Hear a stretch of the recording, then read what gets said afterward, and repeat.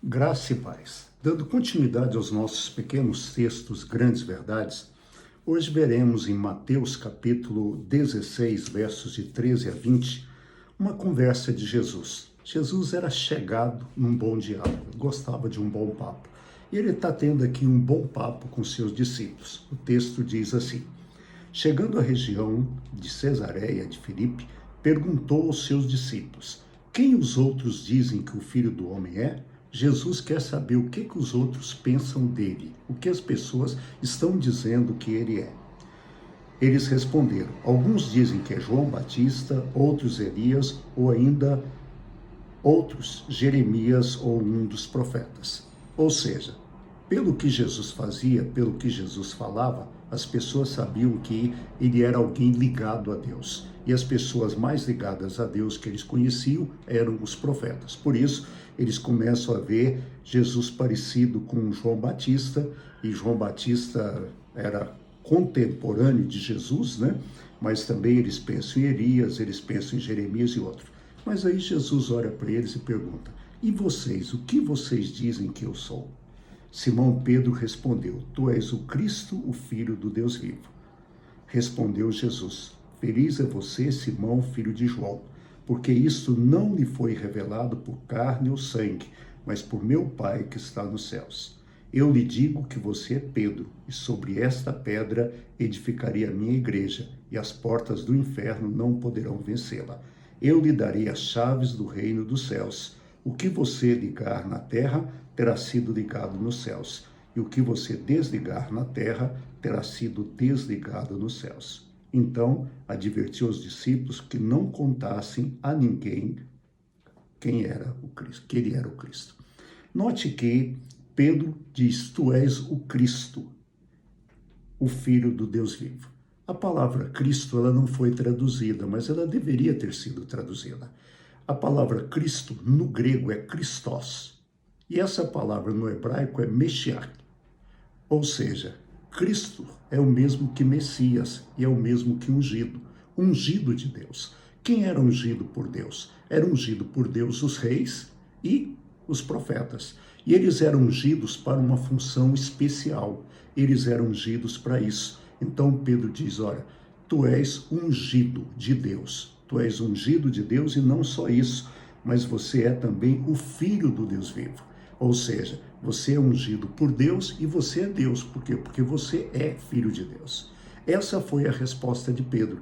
Diante disso, Jesus diz para Pedro: olha, você é feliz porque isso que você respondeu, o ser humano não teria essa resposta, isso veio de Deus. E eu lhe digo: você é Pedro, e sobre esta pedra edificarei a minha igreja, e as portas do inferno não poderão vencê-la. Olha, Jesus faz um trocadilho. Pedro, em grego, é Petra, é Petrus, e pedra é Petro. Petra. Então Jesus fala para Pedro: tu és Petrus, Pedro, e sobre esta pedra edificarei a minha igreja. Agora é interessante vermos o que é a pedra. O que é a pedra? Orígenes, um dos pais da igreja que viveu no final do segundo século até meados do terceiro século, ele é considerado o pai da interpretação alegórica da Bíblia. Orígenes acreditava que a pedra é Pedro. E é interessante vermos que a teologia da Igreja Católica adotou a pedra como Pedro. Por isso, considera-se que Pedro é o primeiro Papa. Já Crisóstomo, que viveu de meados do século IV até o início do século V, que também era um dos pais da Igreja, ele acreditava que a pedra é a afirmação de Pedro: tu és o Cristo, o Filho do Deus vivo. E Agostinho, um dos maiores teólogos, se não o maior teólogo da igreja, Santo Agostinho, bispo de Hipona, que viveu no meio do século IV até boa parte do século V, ele dizia que a pedra é Cristo, a pedra é Jesus. Olha, não dá para a gente ficar com a interpretação de Orígenes, mas as interpretações de Crisóstomos e a interpretação de Agostinho são perfeitas. A pedra pode ser a afirmação e a pedra também é o Senhor Jesus. E é interessante que Jesus diz para Pedro o seguinte, que as portas do inferno não podem prevalecer contra a igreja. porta é arma de defesa. O inferno, é a igreja quem vai invadir o inferno. É muito comum a gente ouvir isso, né? Quando a igreja está passando por qualquer problema, os irmãozinhos e irmãzinhas vão orar e eles falam, gente, vamos orar, porque o diabo está lutando contra a igreja. Irmãos, é a igreja que luta contra o inferno. Se o diabo está atacando a igreja, é porque a igreja está dando tranquilidade para o diabo. Mas somos nós que arrebentamos a porta do inferno. E não só isso, Jesus disse para Pedro que daria a ele as chaves do reino dos céus.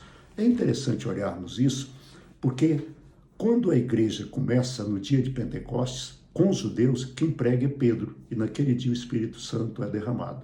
Na casa de Cornélio, que era um gentil, quem prega é Pedro, e o Espírito Santo é derramado.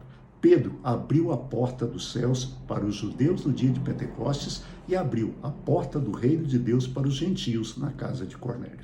É por isso, que a tradição diz que São Pedro é porteiro dos céus. É comum a gente ver charges de São Pedro com muitas chaves, né? Ele controla a chuva, né? Segundo as nossas brincadeiras, e a entrada dos céus. Mas ele é um apóstolo do Senhor Jesus. Por isso, Jesus é o Cristo, ele é o Filho do Deus vivo, nosso Senhor, nosso Salvador. Tenha uma boa noite, até amanhã. Amanhã Renato estará com vocês e eu volto na sexta-feira, se Deus quiser. Um abraço e até lá, fique em paz.